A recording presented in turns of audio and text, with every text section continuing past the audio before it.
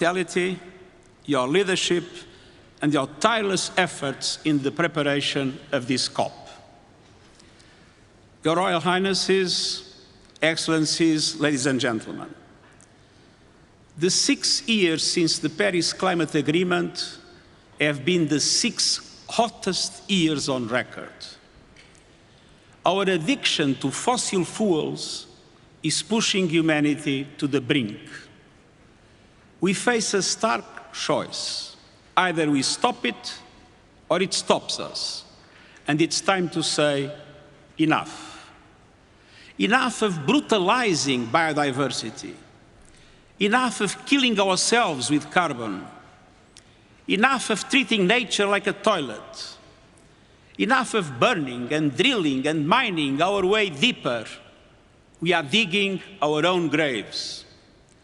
Our planet is changing before our eyes, from the ocean depths to mountain tops, from melting glaciers to relentless extreme weather events. Sea level rise is double the rate it was 30 years ago. Oceans are hotter than ever and getting warmer faster. Parts of the Amazon rainforest now emit more carbon than they absorb. Recent climate action announcements might give the impression that we are on track to turn things around. This is an illusion. The last published report on national determined contributions showed that they would still condemn the world to a calamitous 2.7-degree increase. And even if the recent pledges were clear and credible, and there are serious questions about some of them, we are still careening towards climate catastrophe. Even in the best-case scenario, temperatures will rise well above 2 degrees. So, as we open this much-anticipated climate conference, we are still heading for climate disaster. Young people know it. Every country sees it. Small island developing states and other vulnerable ones live it. And for them, failure is not an option. Failure is a death sentence. Excellencies, we face a moment of truth. We are fast approaching tipping points that will trigger escalating feedback loops of global heating.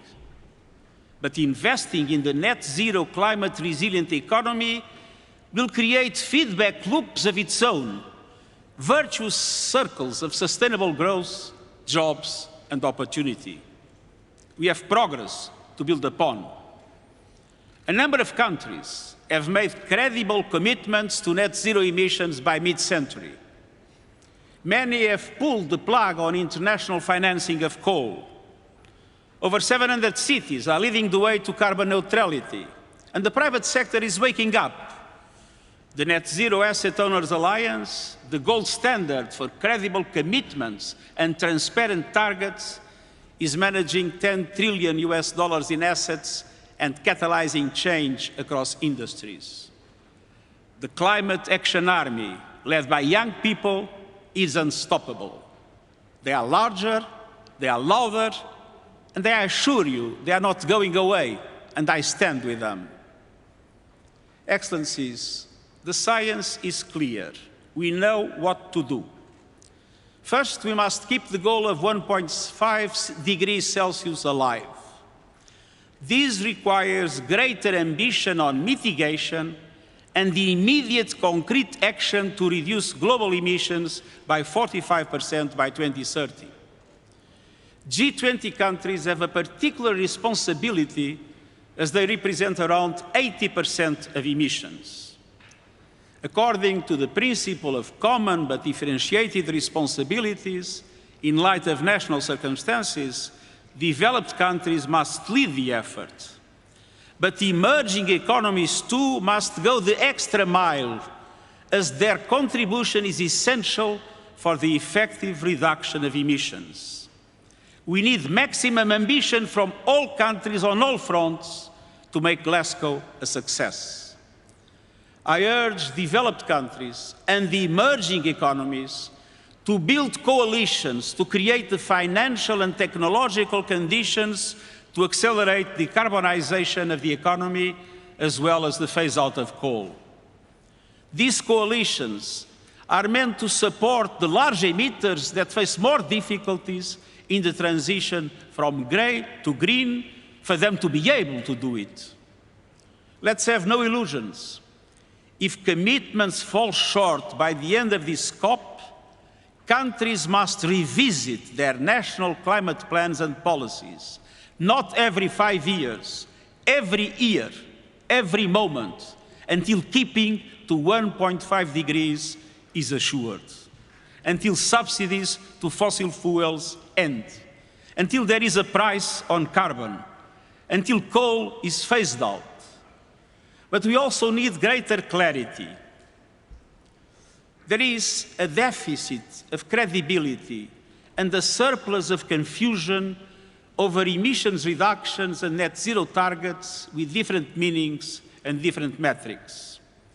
That is why, beyond the mechanisms already established in the Paris Agreement, I'm announcing today that we'll establish a group of experts to propose clear standards to measure and analyze net zero commitments from non-state actors.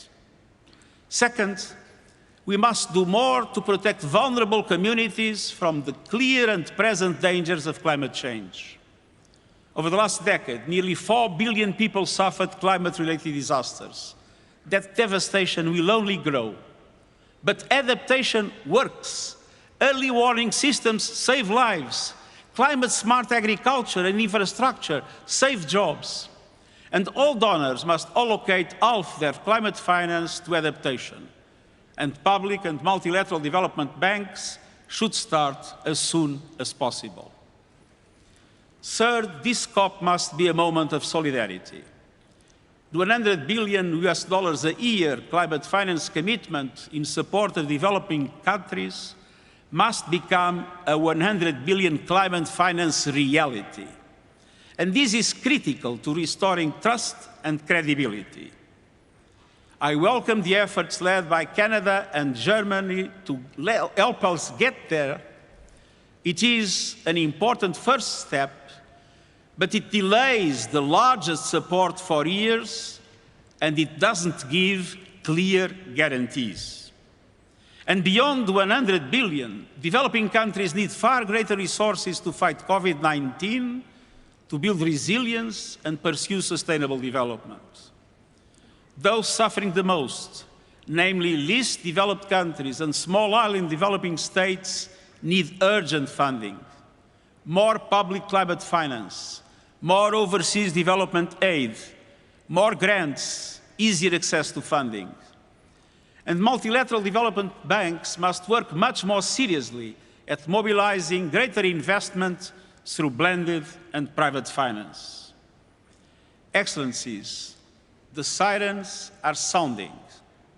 Our planet is talking to us and telling us something. And so are people everywhere. Climate action tops the list of people's concerns across countries, age, and gender. We must listen, and we must act, and we must choose wisely. On behalf of these and future generations, I urge you, choose ambition, choose solidarity, choose to safeguard our future and save humanity, and I thank you.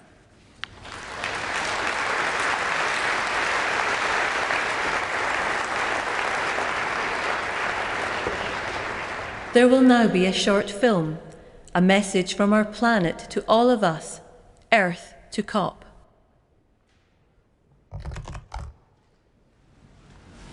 Commuter chaos this morning and delays for the day as high levels of water brought services to a standstill. The Met Office says we should be braced for more of this. Forget summer, they say, it's going to...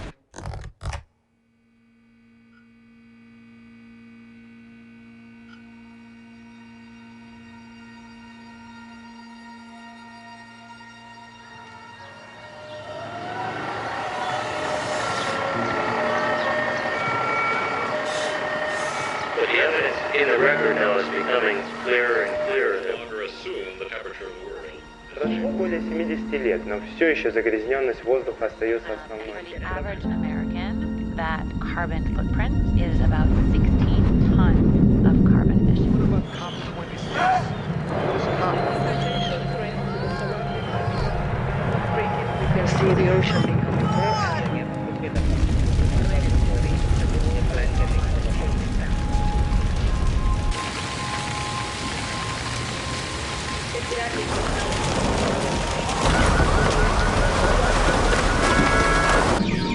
The frequency of hurricanes. Scientists are correct in their... The sure sign of climate change. No, don't be sorry. Lo que es fundamental es que no lo normalicemos. No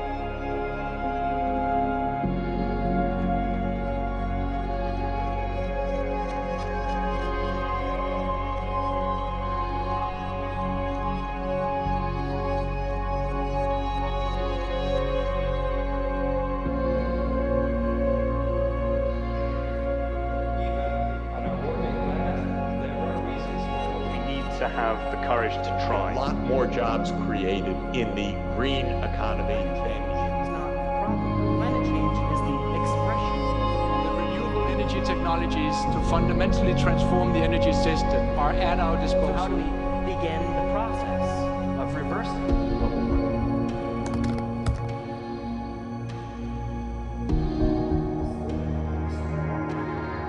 We need innovation, and this kind of innovation. Launched the largest tree plantation campaign. It's now cheaper to build offshore wind farms. To develop that climate-altering. By continually reinvesting in our grassland, we are looking down. This is a critical moment that we cannot not be part of. COP26 is one of the most important diplomatic gatherings in history. Humanity already knows what to do. We've got a long way to go. But there is momentum. Roll up your sleeves and do it.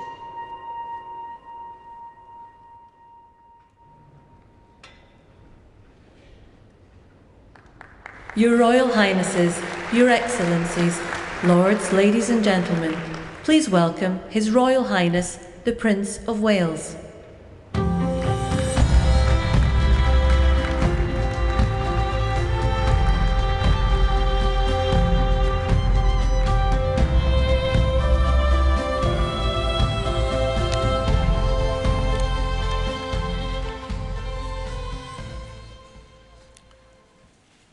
Your Excellencies, ladies and gentlemen, the COVID-19 pandemic has shown us just how devastating a global cross-border threat can be. Climate change and biodiversity loss are no different. In fact, they pose an even greater existential threat, to the extent that we have to put ourselves on what might be called a warlike footing. Having myself had the opportunity of consulting many of you over these past 18 months, I know you all carry a heavy burden on your shoulders, and you do not need me to tell you that the eyes and hopes of the world are upon you, to act with all dispatch and decisively, because time has quite literally run out. The recent IPCC report gave us a clear diagnosis of the scale of the problem. We know what we must do.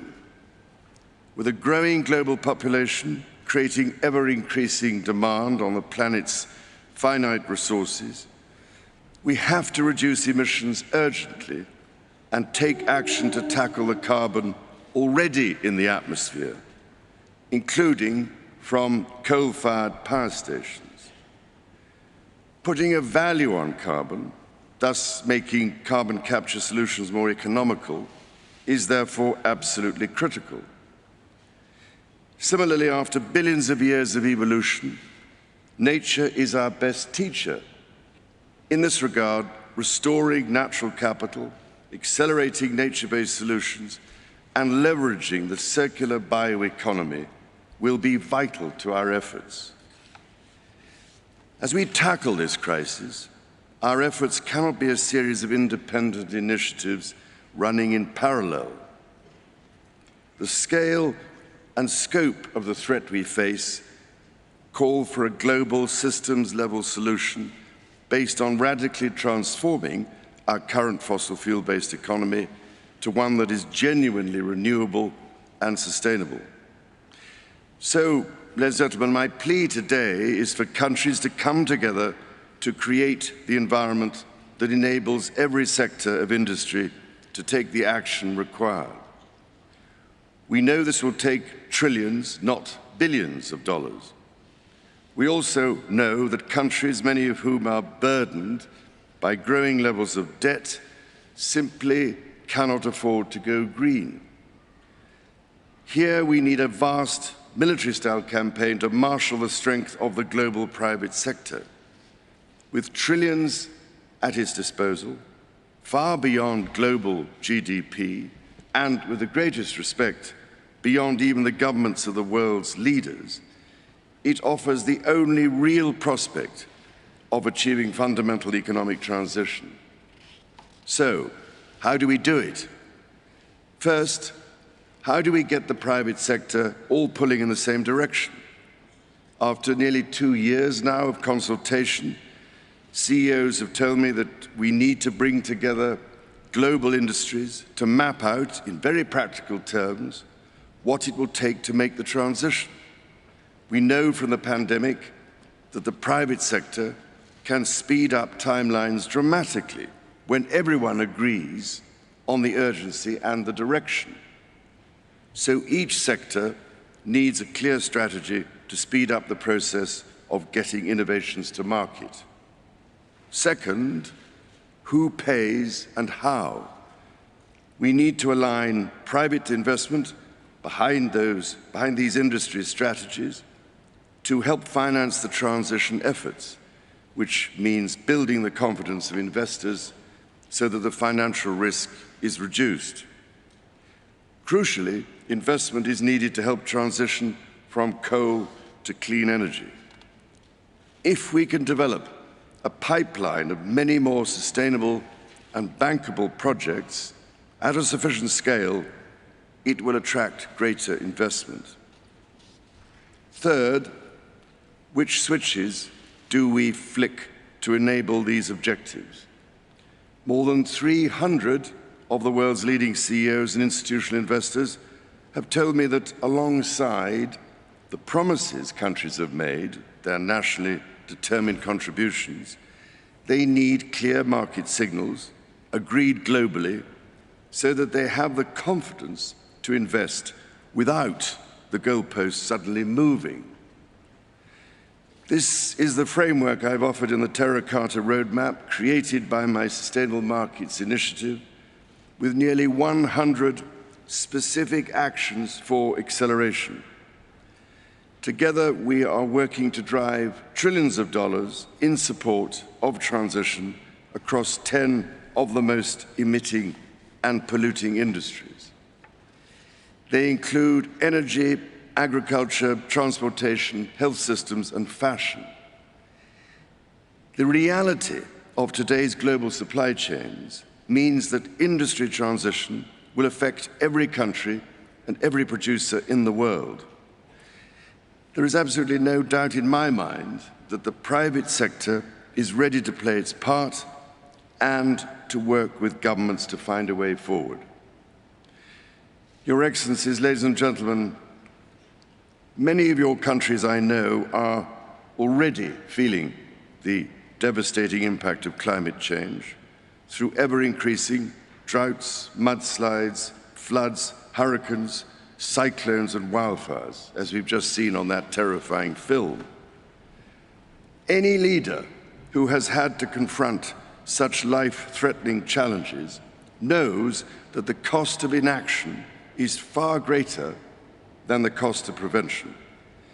So I can only urge you, as the world's decision makers, to find practical ways of overcoming differences so we can all get down to work together to rescue this precious planet and save the threatened future of our young people. Thank you, ladies and gentlemen.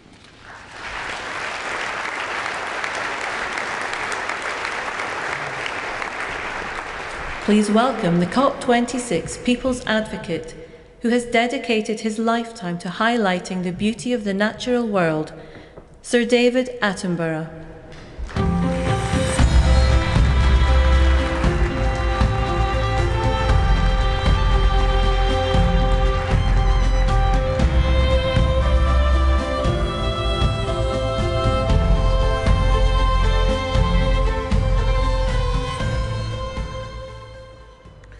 Your Excellencies, delegates, ladies and gentlemen, as you spend the next 2 weeks debating, negotiating, persuading and compromising, as you surely must, it's easy to forget that ultimately the emergency climate comes down to a single number: the concentration of carbon in our atmosphere. The measure that greatly determines global temperature. And the changes in that one number is the clearest way to chart our own story, for it defines our relationship with our world. For much of humanity's ancient history, that number bounced wildly between 180 and 300. And so too did global temperatures. It was a brutal and unpredictable world. At times, our ancestors existed only in tiny numbers. But just over 10,000 years ago, that number suddenly stabilized, and with it, Earth's climate. We found ourselves in an unusually benign period, with predictable seasons and reliable weather.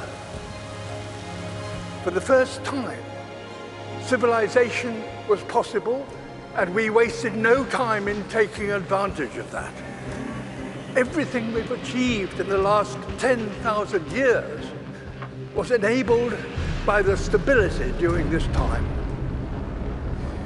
The global temperature has not wavered over this period by more than plus or minus 1 degree Celsius. Until now.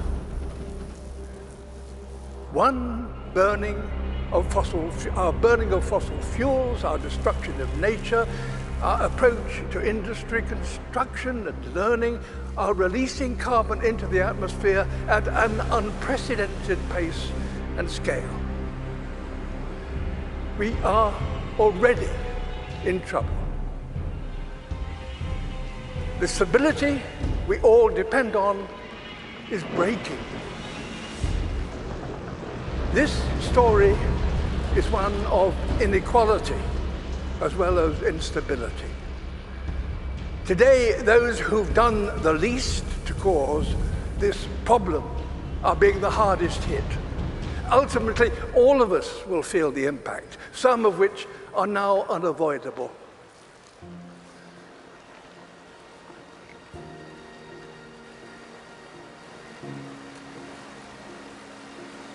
My world is melting. You think you have control, we actually have no control. I'm absolutely terrified to bring a child to this world. Is this how our story is due to end? A tale of the smartest species doomed by that all-too-human characteristic of failing to see the bigger picture in pursuit of short-term goals. Perhaps the fact that the people most affected by climate change are no longer some imagined future generation, but young people alive today, perhaps that will give us the impetus we need to rewrite our story, to turn this tragedy into a triumph. We are, after all, the greatest problem solvers to have ever existed on Earth. We now understand this problem. We know how to stop the number rising and put it in reverse. We must have carbon emissions, halt them this decade. We must recapture billions of tons of carbon from the air. We must fix our sights on keeping 1.5 degrees within reach. A new industrial revolution, powered by millions of sustainable innovations, is essential and is indeed already beginning. We will all share in the benefits: affordable clean energy, healthy air, and enough food to sustain us all. Nature is a key ally. Wherever we restore the wild, it will recapture carbon and help us bring back balance to our planet. And as we work to build a better world, we must acknowledge no nation has completed its development because no advanced nation is yet sustainable. All have a journey still to complete, so that all nations have a good standard of living and a modest footprint. We're going to have to learn together how to achieve this, ensuring none are left behind. We must use this opportunity to create a more equal world, and our motivation should not be fear, but hope.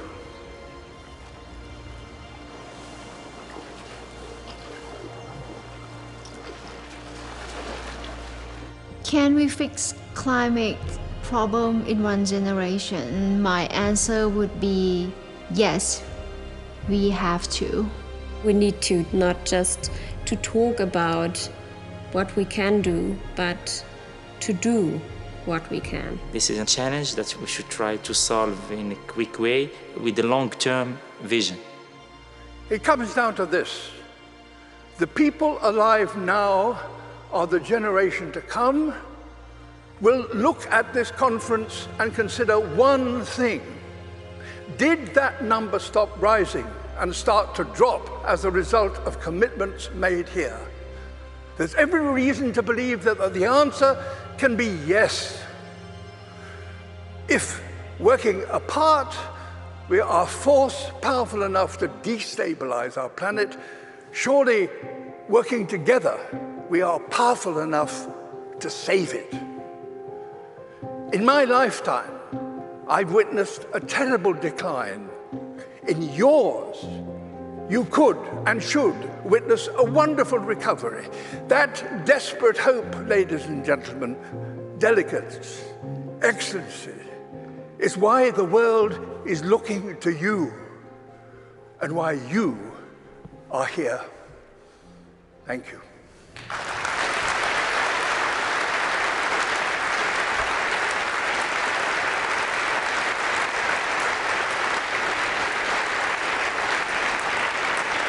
Please welcome the Prime Minister of Barbados, Mia Mottley.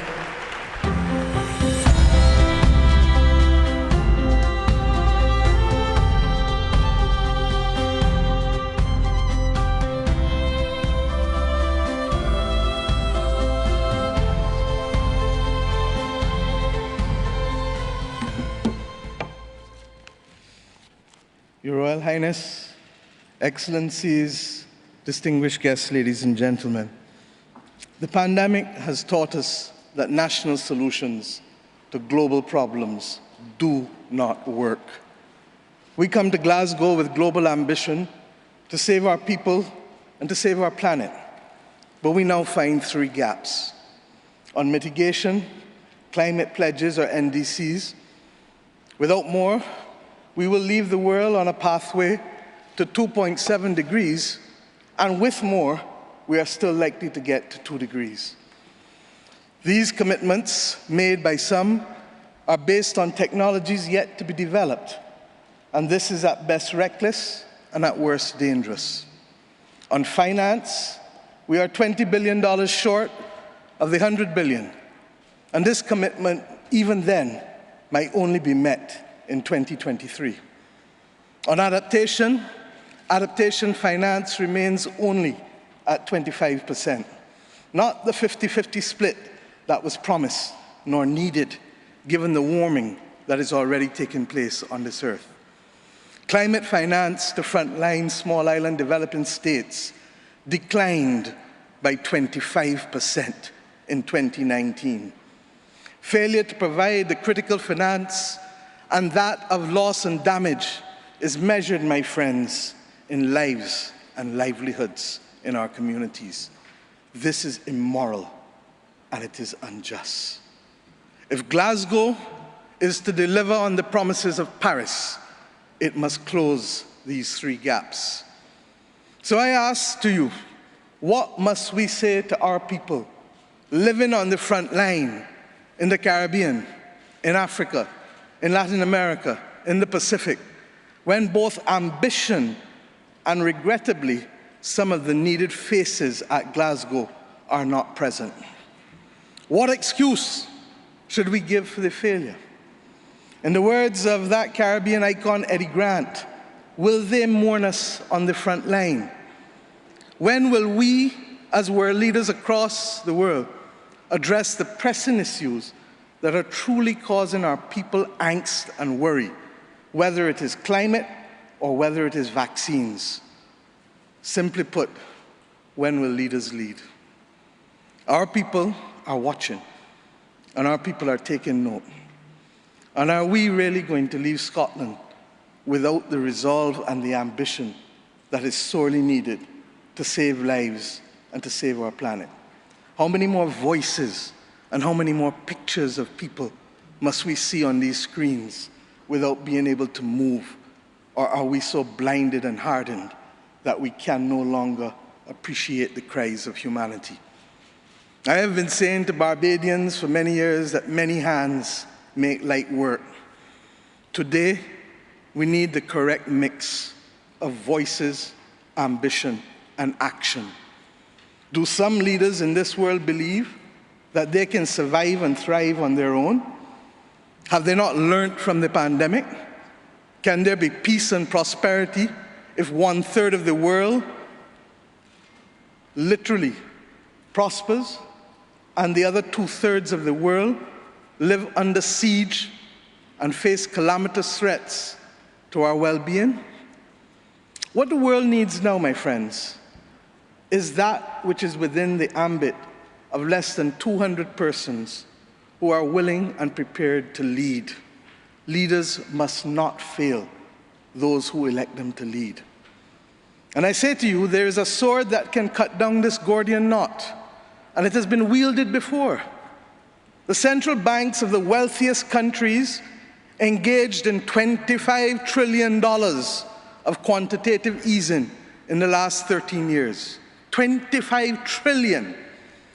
Of that, 9 trillion was in the last 18 months to fight the pandemic.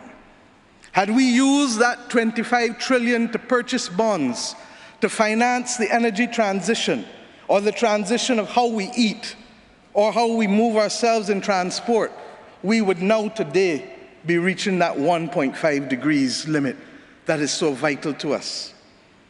I say to you today in Glasgow that an annual increase in the SDRs of $500 billion a year for 20 years, put in a trust to finance the transition, is the real gap, Secretary General, that we need to close, not the 50 billion being proposed for adaptation. And if 500 billion sounds big to you, guess what? It is just 2% of the 25 trillion. This is the sword we need to wield.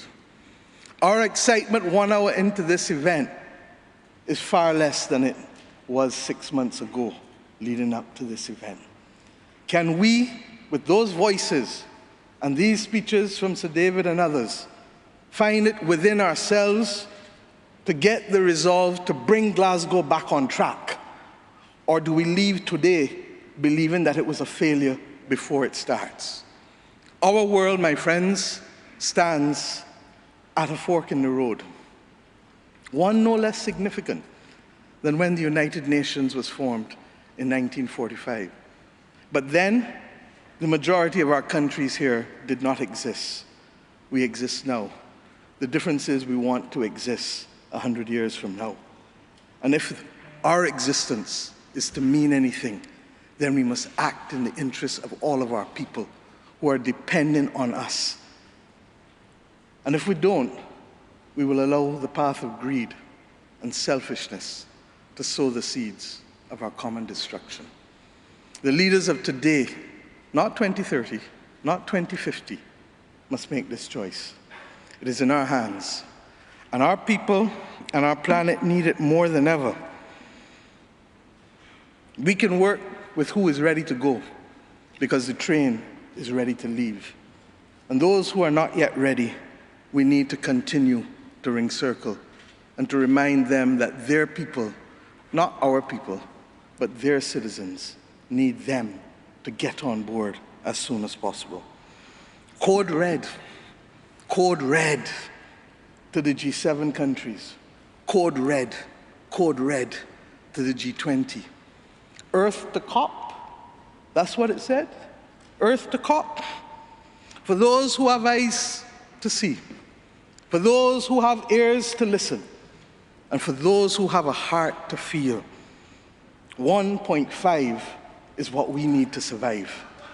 2 degrees, yes, SG, is a death sentence for the people of Antigua and Barbuda, for the people of the Maldives, for the people of Dominica and Fiji, for the people of Kenya and Mozambique, and yes, for the people of Samoa and Barbados.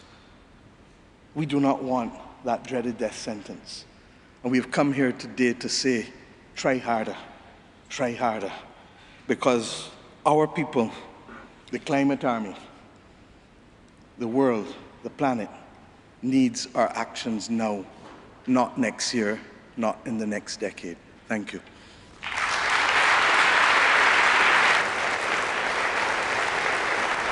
Bringing their message from their countries to COP, we will now hear from climate campaigners in Chile and Egypt.